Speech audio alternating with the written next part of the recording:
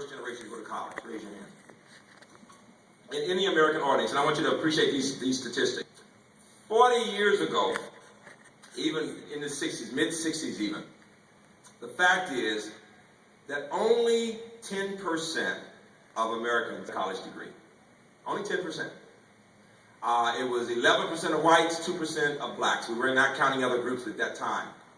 Today, we have moved, but at that time, you didn't need a college degree to have a good job. There are people in the factory at McCormick who've been working there 40 years who become millionaires, never went to college, have good stock value. It's amazing to see high school graduates who just worked hard and educated their kids and are millionaires today. It's a fun story. It really is. The challenge is to find people who can read and who are drug-free and who are ready to come to work. You get my point?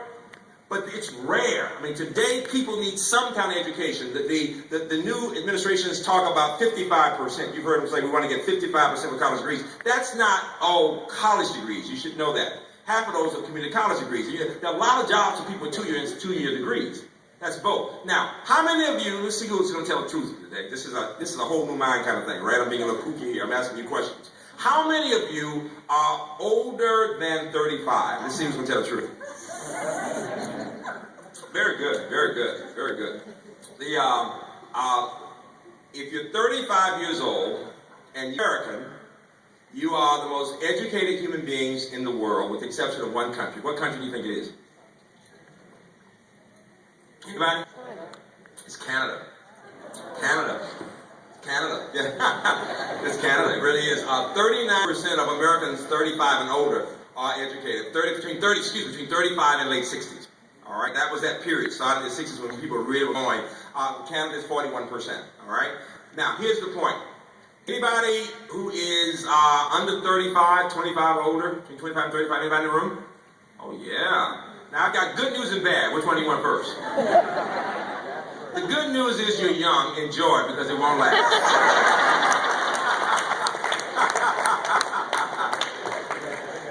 The bad news, keep seated. The bad news is you're not as smart as the older people. I hate to tell you. Actually, let me be more precise. You may be smart, but your group is not as smart. Let's put it that way. That literally, it's very interesting that from World War II all the way up until the last decade or so, every group, 25 to 34, 35 to 44, every group was slightly better educated in terms of college degrees than the group before it. That is not the case for the 25 to 34-year-old group. That's the first point. In contrast, in other countries, they are moving fast. Now, let me ask you a question that will upset some people, and yet it's very important. Let me ask you very frankly, how many of you think that there are more brilliant, larger numbers of brilliant Chinese and Indian children than American children? Those probably from multinational companies get my point. It's all about mathematics, folks. You know, the first reaction is Americans will say, what are you talking about? Are you suggesting our kids are not as smart as the people? No, it's not about smart. It's about numbers. There are 1.3 billion Chinese. There are 1.1 billion Indians. You put those two together, you have 2.4 billion people. Okay? The top 10% of any population, American, Nigerian, Russian, whatever, will be brilliant. 10% of 2.4 billion is 240 million geniuses. America only has 300 million people. They have almost as many geniuses as we have citizens. That's why they eat our lunch, all right? So you go to my engineering program and the computer science program, and 70% will be from those two countries. Now, I would say two things. One, America gets the best thinkers from all over the world. That's the strength of America. The challenge that NSA will tell you about in other places is many of those people are going back to their countries, though.